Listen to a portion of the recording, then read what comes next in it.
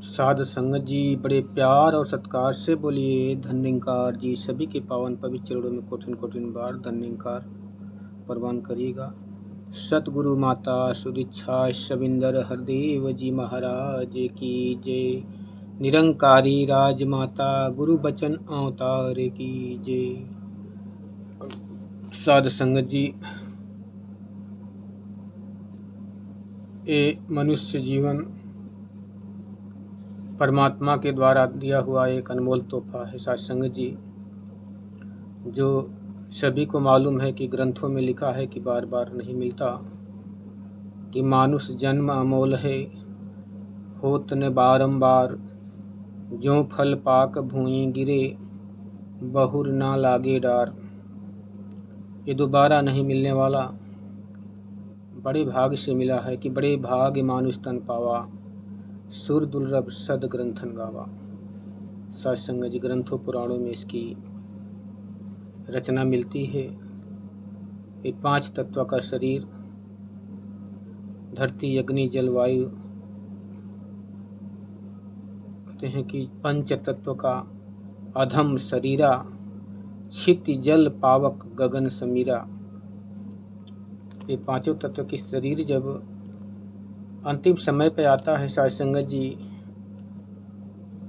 तो ये 5 तत्व जब सांसें निकल जाती हैं तो 5 तत्व अपने अपने तत्वों में विलीन हो जाते हैं। लेकिन आत्मा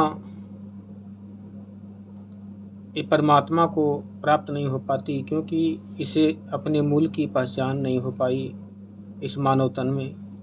इस कारण ये इस जहाँ में इधर उधर भटकती है, जिसे प्रेत योनि भी कहते हैं। साध संगत जी, जैसे कोई इंसान कहीं दूर गया होता है और अपने मंजिल का पता भूल जाता है, तो जब तक वो किसी से पूछ नहीं लेता, उसे अपनी मंजिल पास रहकर भी समझ में नहीं आती, पहचान नहीं हो पाती, क्योंकि अपना मूल वो भूल चुका है। उसके मन के अंदर एक भ्रम बैठ गया है, मार्ग भूल चुका है। आज यही कारण इंसान के अंदर है कि इंसान को परमात्मा ने बड़े विवेकहीन विवेकशील बनाया, जानकार बुद्धि दिया, विवेक दिया, शक्ति दिया, पराक्रम दिया, सब कुछ से सामर्थ्य किया कि ये मेरा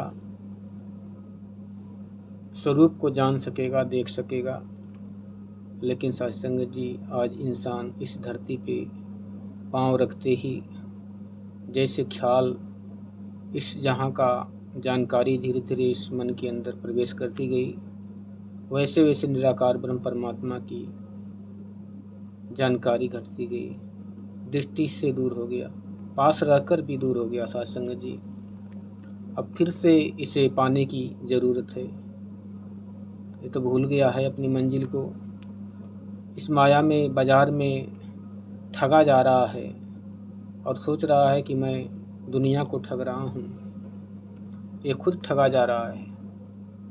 इसे एहसास इस बात का नहीं होता कि मैं ठगा जा रहा हूँ, लेकिन जब अंतिम श्वास की घड़ी होती है, तो जिस दौलत के लिए उसने ये श्वासों की कीमत को पल पल उस दौलत के पीछे लगाया, वही दौलत इसके हाथों से अब छूटती हुई नज़र आ रही है और रो रहा है, चित्कार कर रहा है, तड़प रहा है।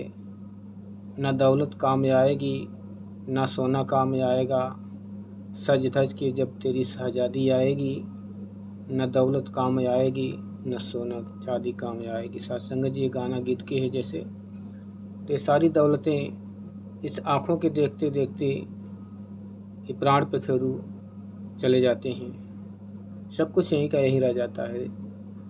साध संगत जी, इसीलिए सतगुरु जीवन में जब आता है तो विवेकना को जगाता है, चेतना को जगाता है कि उठ जाग मुसाफिर भोर भई, अब रैन कहाँ जो सोवत है। अब उठ जा, जाग जा, 84 लाख से तू सो रहा है निद्रा में, गफलत की अज्ञान की निद्रा में। अब तो जागने की बारी है, सुबेरा हो चुका है, सूरज चढ़ आया है। अब तो जाग जा, आंखें खोल दे कि तू ईश्वर का अंश है, तू शरीर नहीं है। जान ले इसको रमे राम का दर्शन कर ले। लेकिन साथ संगत जी कहाँ माने, अहंकार जो इसके ऊपर सवार हुआ है, बार बार इसको अपने आगोश में लेकर इसे नीचे गिराने की कोशिश कर रहा है। लेकिन इस मन को इस चीज़ का खबर नहीं है। ये खुश हो रहा है कि मैं बहुत शक्तिशाली हूँ, बहुत पराक्रमी हूँ, बहुत ज्ञानी हूँ, किसी काम नहीं आने वाला ये सब यहीं का यहीं धरा रह जाएगा जब तक इस परमपिता परमात्मा का ध्यान, ज्ञान और जानकारी नहीं मिलती। सत्संग जी, नाम जप, लोग कहते हैं कि नाम जपने से मुक्ति मिल जाएगी, राम नाम जपते रहो मुक्ति मिल जाएगी। तो बताइए सत्संग जी, जिनके घर पे भगवान जी का जन्म हुआ है, जिस राम को हम पूजते हैं, जिनका नाम दिन रात गुणगान करते हैं, उस भगवान को जन्म हुआ है अयोध्या में, घर में खुशहाली है, किलकारियाँ गूंज रही है, चारों भाई धर्म अर्थ काम मोक्ष की राजा दशरथ जी को घर में बालक रूप में जन्म लिए हैं परमात्मा। सभी उनका दर्शन भी कर रहे हैं, नाम भी ले रहे हैं, भजन कीर्तन भी कर रहे हैं। लेकिन सत्संग जी, क्या कहीं इतिहास में ऐसा देखने को मिला कि किसी ने इनका दर्शन करके, किसी ने इनका पूजन करके मुक्त हो गया हो, इस 84 लाख के बंधन से मुक्त हो गया हो? नहीं सत्संग जी, भले ही परमात्मा हमारे नज़रों के सामने होता है, लेकिन दोष इसमें नहीं होता है। परमात्मा तो हर वक्त समर्थ है और सुख का खान है, लेकिन हम ही इससे दूर हो जाते हैं, हम ही इसे अनदेखा कर देते हैं और फिर भ्रम की रस्सी में फंस जाते हैं। सत्संग जी, यही सतगुरु आता है जब, तो इस भ्रम की रस्सी को खोलता है। इस भ्रम की रस्सी से खोल के ये बीच का, जीव और आत्मा और परमात्मा के बीच का जो भेद है, इसको हटा देता है, पर्दे को, अज्ञान को, और फिर से साक्षात्कार हो जाता है इस परमपिता परमात्मा निराकार ब्रह्म का, और ये आत्मा अपने अमर पद को प्राप्त कर लेती है। जैसा कि राजा दशरथ जी के विषय में रामायण में तुलसीदास जी बहुत अच्छे से समझाते हैं कि भगवान श्री रामचंद्र जी जब रावण जी को मारकर अयोध्या को लौट रहे थे, तो उन्होंने अपने ध्यान मग्न अवस्था से देखा तो उनके पिताजी राजा दशरथ जी भटक रही है आत्मा उनकी इस जहाँ में। लक्ष्मण जी से बोले, भाई लक्ष्मण, पिताजी की आत्मा भटक रही है, मैं भगवान बन के पैदा हुआ हूँ, प्रकट हुआ हूँ, और मैंने अपने ही पिता को अगर मुक्त नहीं किया तो लोग ताना मारेंगे। बुलाते हैं राजा दशरथ जी की आत्मा को और अपने निज स्वरूप का ज्ञान देते हैं। फिर वो आत्मा गदगद होके निज स्वरूप का दर्शन करके इस परमात्मा में विलीन हो जाती है, मस्ती गाती हुई। सत्संग जी, कहने का तात्पर्य है कि जिनके घर में राम पैदा हुए उनको मुक्ति नहीं मिल पाई। वो दिन रात अंतिम क्षण तक राम राम राम राम कहते हुए प्राण छोड़े।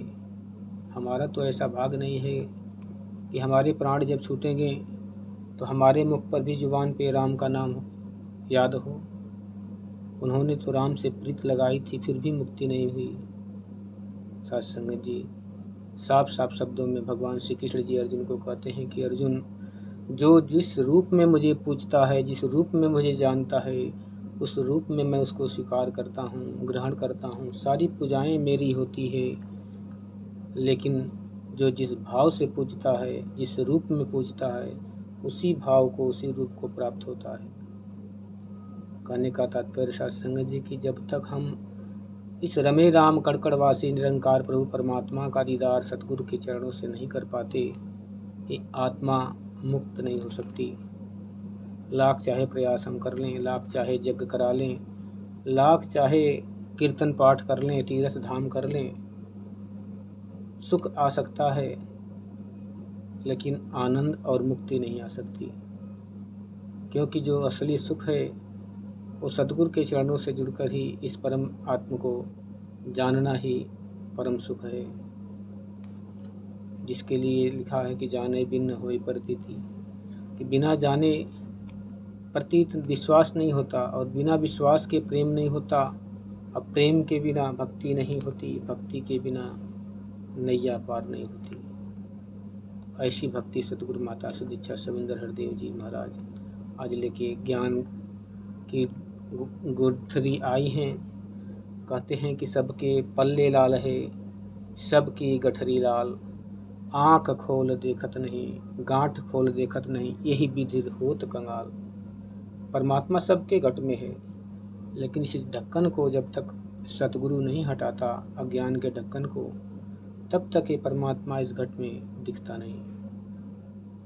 इसी को ज्ञान ब्रह्म ज्ञान कहते हैं। इसको जानकारी हासिल करना, ब्रह्म माने भगवान, ज्ञान माने जानना, परमात्मा को जानना ही ब्रह्म ज्ञान है।